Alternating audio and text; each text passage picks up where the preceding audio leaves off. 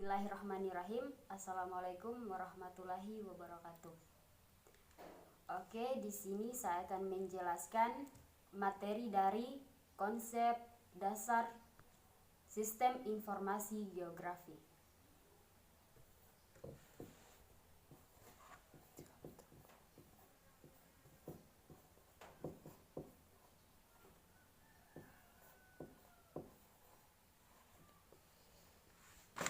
Sistem informasi geodasar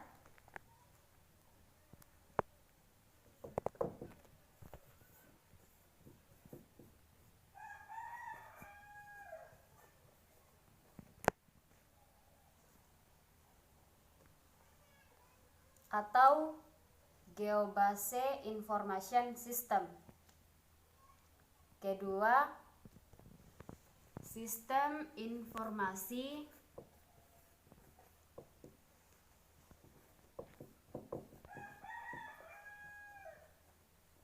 sumber daya alam atau Natural Resource Informasi System. Ketiga,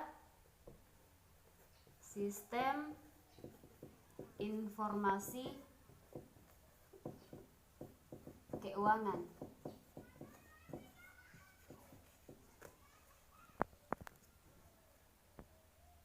atau Spatial Information System.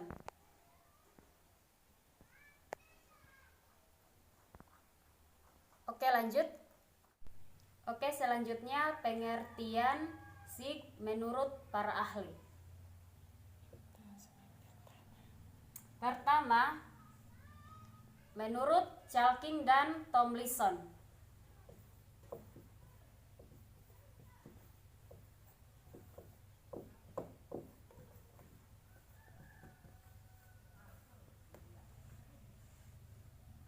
pada tahun 1984, SIG adalah sistem komputerisasi data yang sangat penting. Kedua yaitu menurut Petrus Paryono.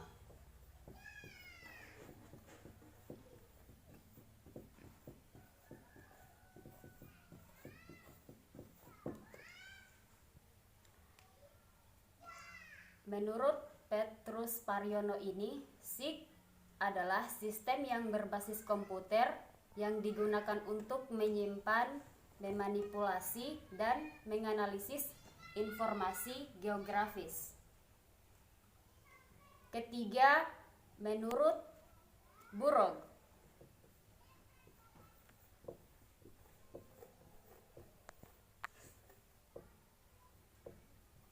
pada tahun 1986.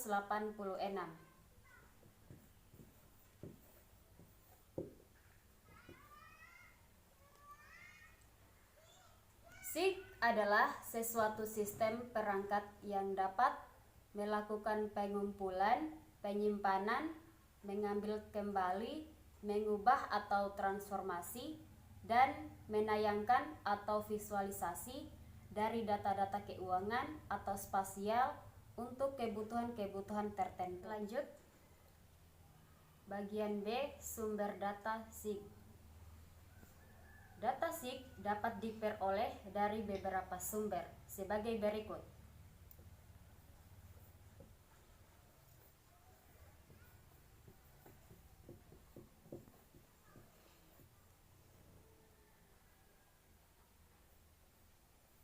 Satu, penginderaan jauh.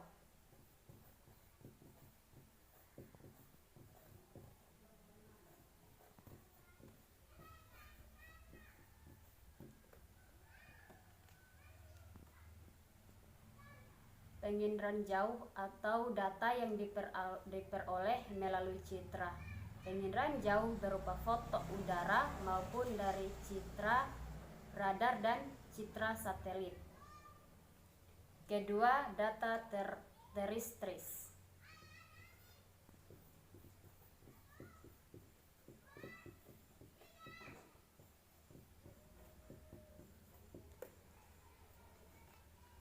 Data teristris atau data teristris adalah Data yang diperoleh secara langsung dari lapangan atau di darat. Misalnya, data jumlah penduduk, jenis tanaman, kemiringan lereng, dan lain-lain. Ketiga itu peta tematik sekunder.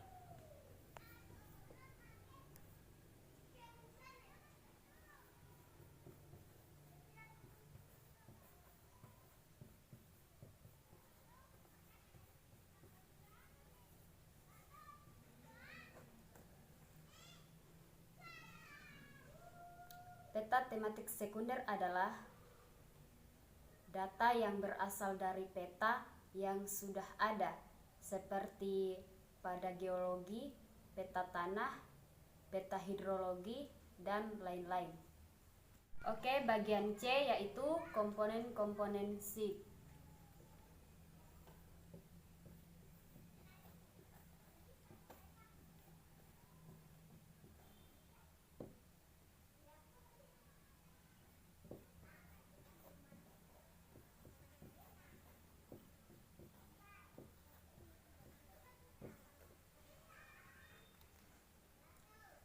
Komponen SIG memiliki saling keterkaitan satu dengan lainnya, terdiri dari satu perangkat keras komputer, terdiri dari CPU, memori, alat tambahan seperti scanner atau printer. Kedua, perangkat lunak komputer, terdiri atas sistem operasi, kompiler, dan program aplikasi atau hardware, archive, ARGIS. Ketiga, data geografis.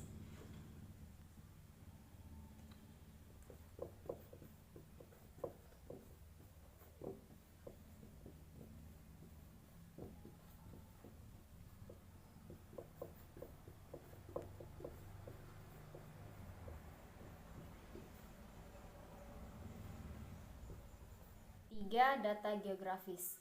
Data yang dapat diolah dalam SIG merupakan fakta-fakta di permukaan bumi yang memiliki referensi keuangan, baik referensi secara relatif maupun referensi secara absolut, dan disajikan dalam sebuah peta. Keempat, sumber daya manusia.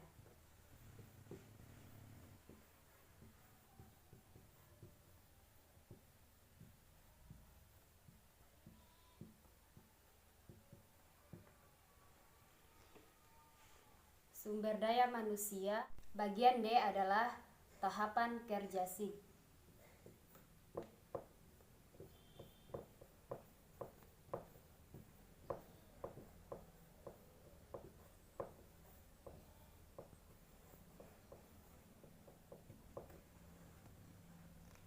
Tahapan dalam SIG mencakup tiga hal, yaitu masukan, proses, dan keluaran.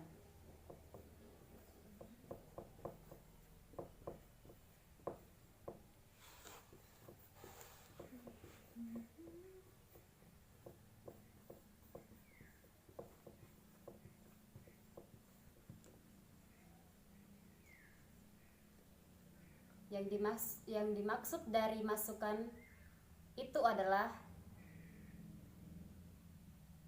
dalam kerja SIG mula-mula dibutuhkan data awal atau database, yaitu data yang dikumpulkan selama survei dimasukkan dalam komputer atau peta-peta yang telah ada dilarik secara optis dan dimasukkan ke dalam komputer. Database dapat digunakan untuk mengelola lebih lanjut. Input atau data masukan dapat diperoleh dari penelitian lapangan, kantor pemerintah, peta, dan tata citra penginderaan jauh. Secara garis besar, data dibedakan menjadi dua, yaitu data atribut dan data spasial. Data atribut adalah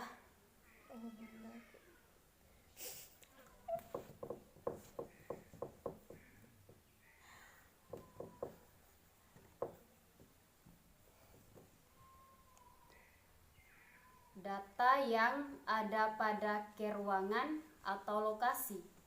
Atribut menjelaskan suatu informasi. Contohnya, hutan, sawah, ladang, dan kota.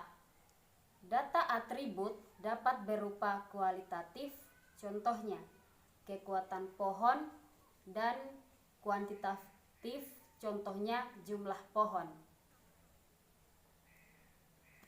Kedua itu data spasial.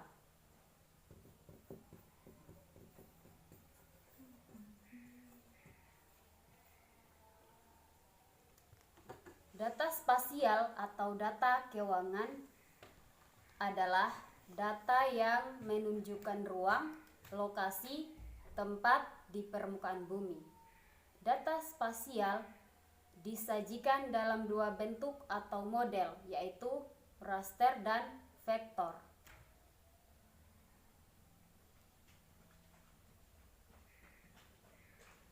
Bentuk raster disajikan dalam bentuk bujur sangkar atau sistem grid. Sedangkan bentuk vektor disajikan dalam bentuk sistem koordinat. Bagian 2 yaitu proses. Proses dalam SIG dapat berfungsi untuk memanggil, memanipulasi, dan menganalisis data yang tersimpan dalam komputer. Jenis analisis data sebagai berikut: data analisis lebar dan analisis penjumlahan.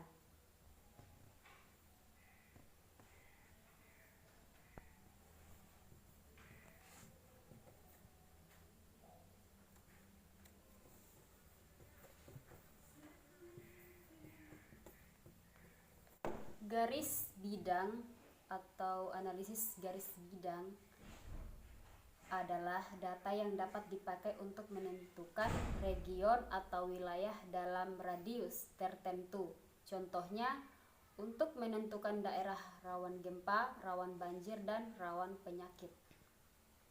Ketiga itu keluaran.